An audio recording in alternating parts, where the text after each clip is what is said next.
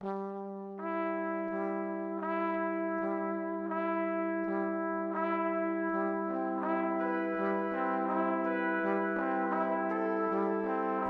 determined effort to boost the morale of American troops after World War I, the Great War that resulted in the deaths of 9.7 million military personnel from more than 24 nations, gave birth in 1919 to a national organization with the singular focus of serving veterans.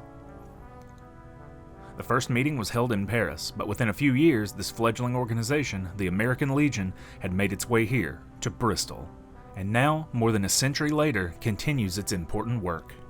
My thing with the American Legion, it has 4 pillars, but my 4 main things: God, country, veterans, community.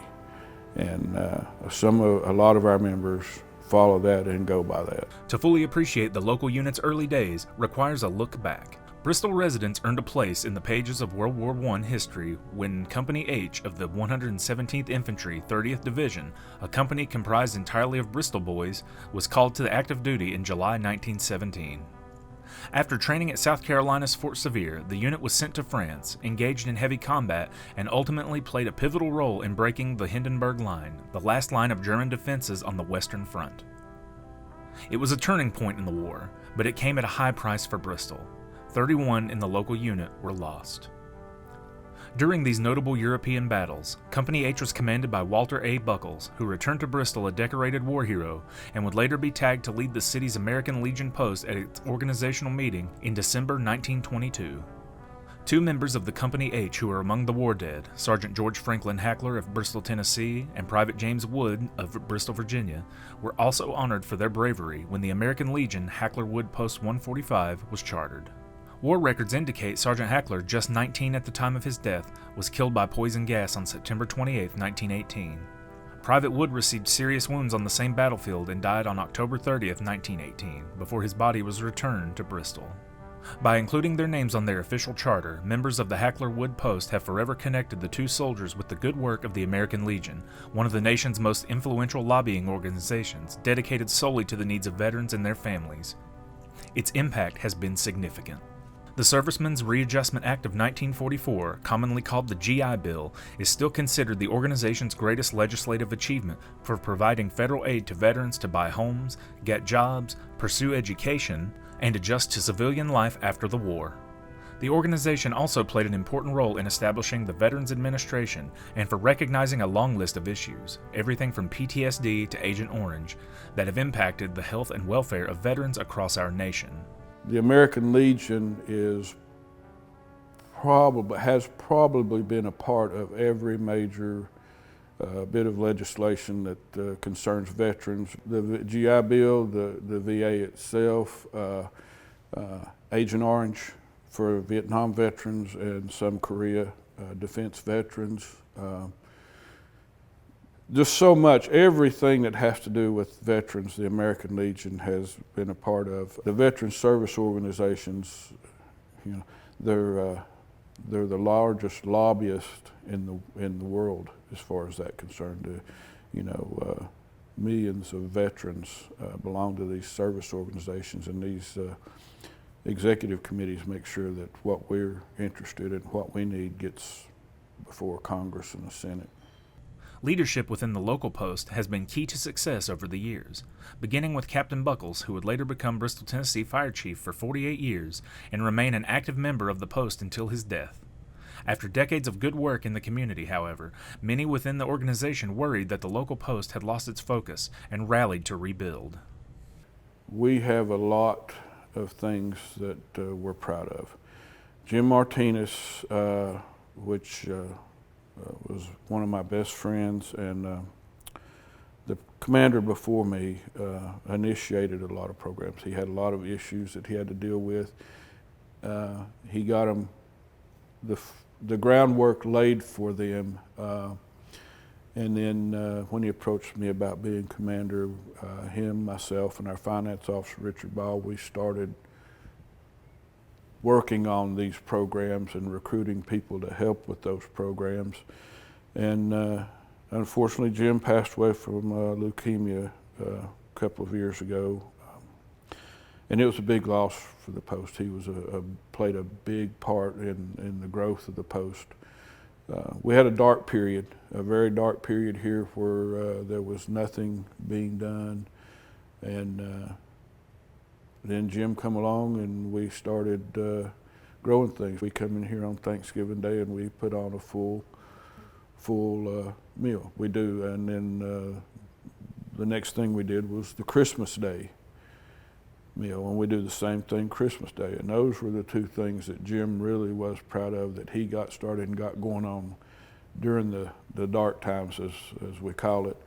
And then from there we went to our veterans food distribution, which is the third Friday of every month at 10 o'clock, right out here in the parking lot. We have Feeding America or Second Harvest Food Bank. They bring a truck up and they unload the food, and we run between 90 and 100 cars through and give veterans and their families food. And we're very, very proud of that.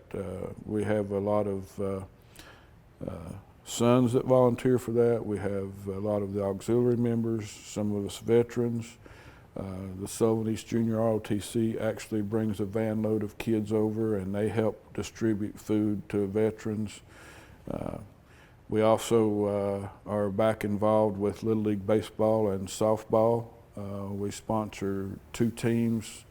We provide flags for the Little League fields and the softball field.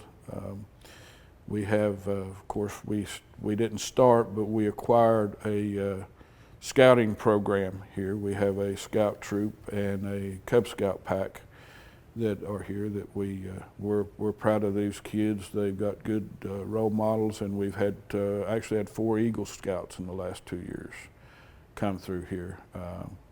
Then on Thursdays, we now have a junior shooting sports program for kids under 18 and it's they come and practice and actually compete in air rifle competitions.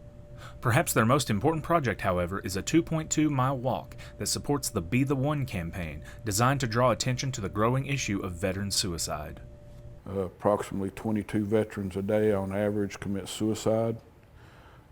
Suicide is the second leading cause of death for veterans.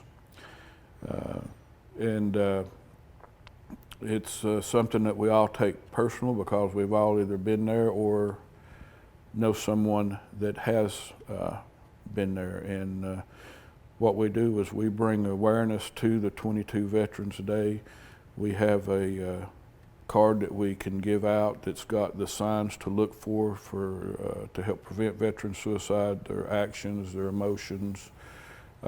We also make sure that everyone knows about 988, which is a suicide prevention hotline, but Extension 1 is specifically for veterans. Of course, each member of the American Legion has a record of honorable military service and a unique story to tell.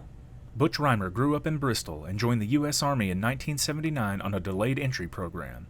He served 4 years on active duty, including 1 year north of the Imjin River, patrolling the Korean Demilitarized Zone, then returned to Bristol to serve 11 years in the Army Reserves.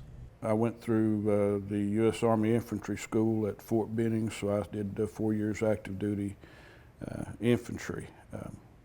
Like I said, a year in Korea with DMZ mission, which each infantry battalion has to do the DMZ duty, which is a different world. Korea was a different world back then, but it was a good experience. You gain a lot of leadership qualities. Some people can make a career out of it. I got married while I was on active duty at Fort Knox, and was basically informed that every time I went back overseas, it would be right back to Korea, and that is not a good, it's a 1-year hardship tour. It's not a good place to start a family at, so I went part-time and came home. He joined the American Legion soon after returning to Bristol, but it would be many years before his membership was transferred to the Hackler-Wood post. In 2019, he began his 5-year stint as post commander, leading the like-minded members committed to serving others. During that period of rebuilding, he also tried to document the post's long history, only to discover that many of the organization's key documents had been destroyed. A lot of the history is gone from here. A lot of the old members have passed away, which that's your greatest source of history is your members. And a lot of books, a lot of documents have been destroyed. But we come across some every now and then, like the 50th birthday of the American Legion. The paper did a big article on the post here. We're coming across more. We dig and we dig and we dig, and we come across more and more historical items as we go. But a lot of the history here is just it's not here anymore, and that's a real shame. One historic item that has been preserved is a World War I era boxcar, part of the French Merci train that was gifted to the state of Tennessee by France and assigned to the Hackler-Wood post for safekeeping during a grand ceremony in 1949.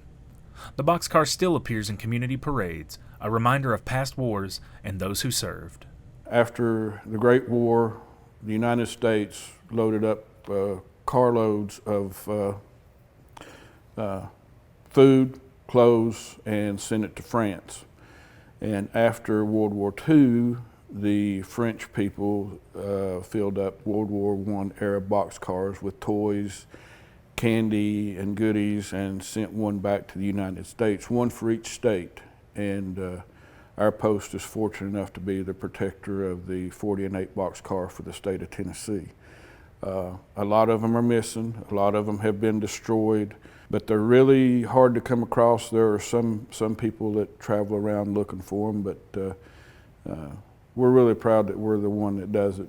Now 102 years old, the Hackler-Wood post is 316 members strong, with an additional 230 Sons of the American Legion and 125 American Legion auxiliary members.